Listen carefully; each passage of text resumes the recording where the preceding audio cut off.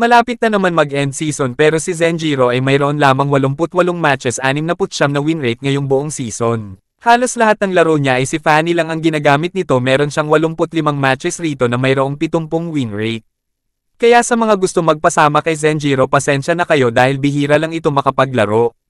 Pero for today's video nakapaglaro si Zenjiro ng 3 sunod-sunod.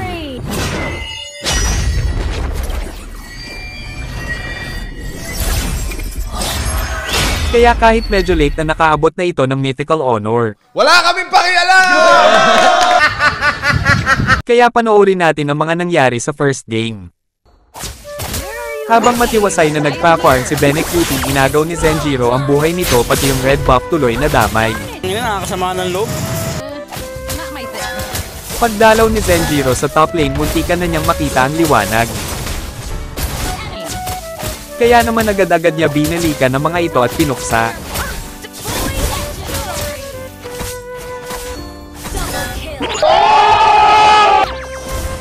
Bigla naman dumating itong si Benecutie at may balak pang gantihan si Zenjiro, ngunit hindi ito nagtagumpay.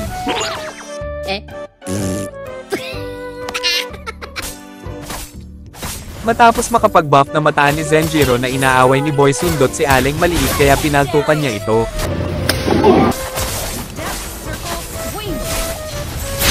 Matapos makuha si Centaur, sumibat na si Zenjiro dahil wala na itong enerhiya, kaso namataan niya ang mga kalaban na nag-aagaw buhay na kaya naman binalikan niya ang isa sa mga ito.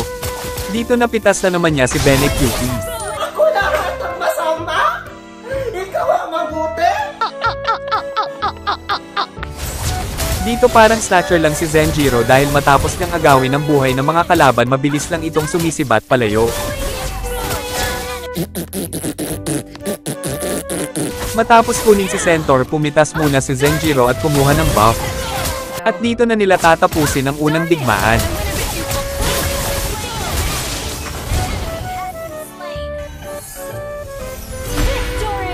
At panoorin naman natin ang nangyari sa second game. Dito walang kamalay-malay si Mia Khalifa na inaabangan siya ng ating bida.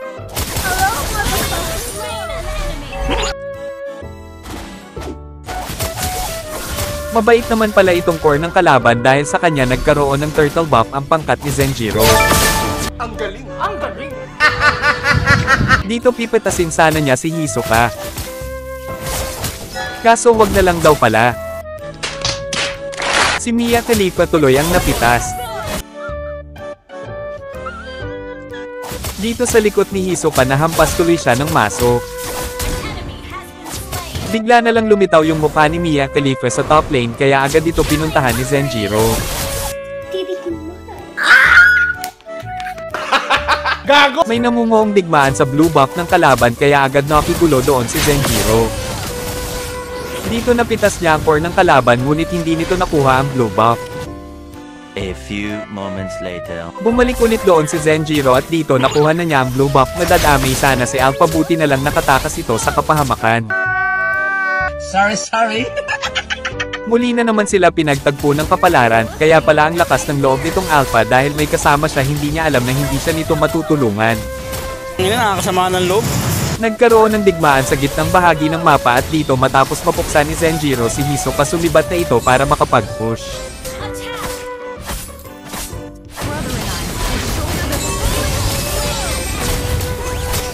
At dito na magtatapos ang ikalawang digmaan. Panoorin naman natin ang pinakahuling digmaan.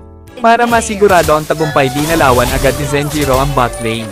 Hindi na aabot sa pagong kaya mag-blue buff na lang si Zenjiro, ngunit buhay ni Kuya Saber ang nakuha nito. Hindi pa dinadadala itong si Saber kaya naman sinama siya ni Zenjiro lumipad.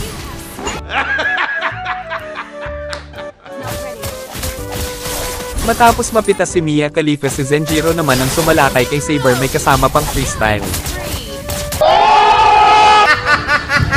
Matapos makuha si Centaur, muli na naman sila pinagtagpo ni Saber at sa tulong ng batang may sanib matagumpay nila itong napuksa.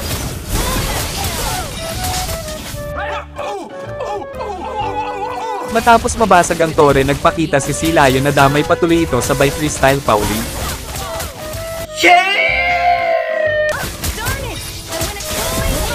Matapos mapitis si Boy Tuhog, kinulong naman si Zenjiro dahil walang buff at enerhiya, nakipagpaloan na lang ito sa loob, muntik pa matalo si Yin sa sarili niyang boxing ring. What?